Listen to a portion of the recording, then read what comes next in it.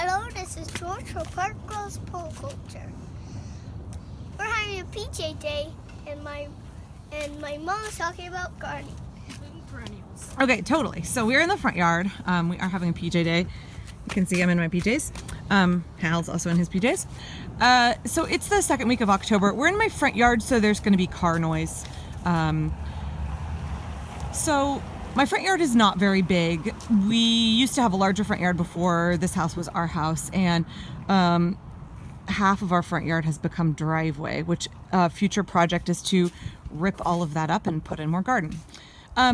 So for now, what we have is I started off with just annual vegetables, and as time and budget allows, I'm slowly adding perennials, and eventually this will be transitioned into completely perennial food forest with annuals sown underneath. So for instance, this bed used to be annuals, and it is now all perennials with some undersown pumpkins and things like that.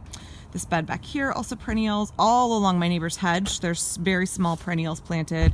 Gummy berry, Chilean guava, pineapple guava, goji berry, wolfberry, which are cousins of each other, apple trees. And then I'm going to be putting in a pawpaw here, and where this bean teepee is, that's going to get a pawpaw this fall. And those annuals are going to be cycled out. So this bed along here used to be garlic and tomatoes, and it's now almost exclusively perennials with a few tomatoes that get tucked in. So this bed right here is the bed I want to talk about today.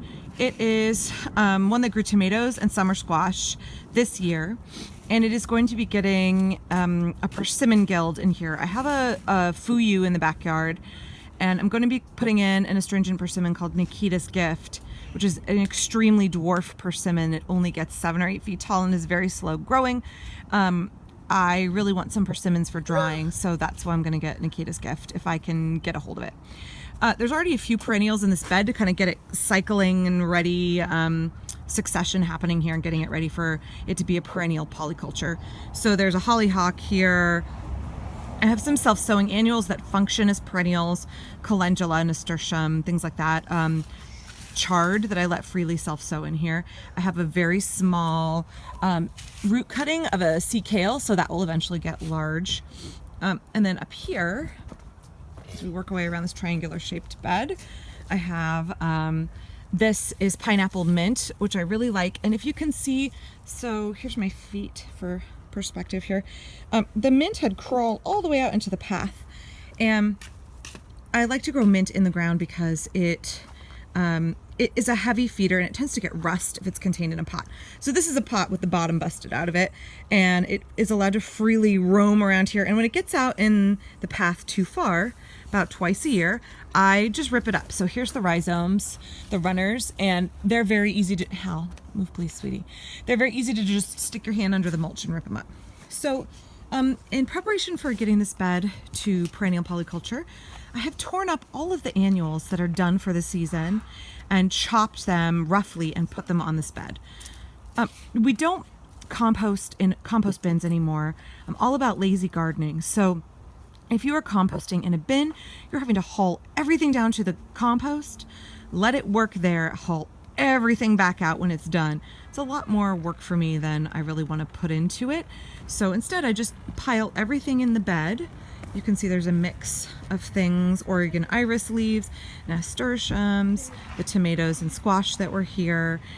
And what I'm going to do next is I go to a local coffee roaster, and then I go to Starbucks and a local tea shop, and I get all of their coffee and tea grounds, and just bags and bags of them. And this will get a layer of that on top. It will get the mucked out contents of the chicken coop, just a little bit, put on here.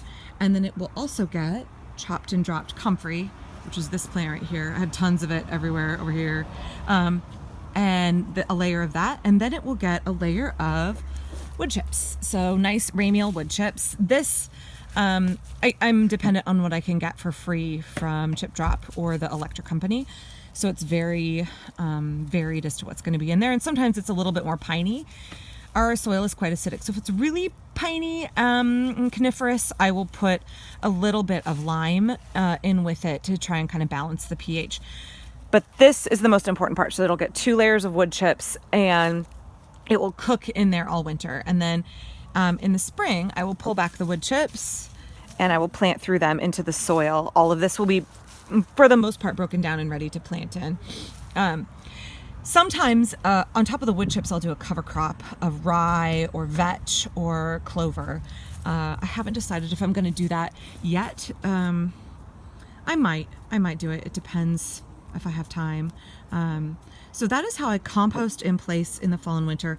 Lazy person's composting, getting this bed prepped for Nikita's gift persimmon and the subsequent support plants that are going to go in here to take care of that persimmon in our front yard.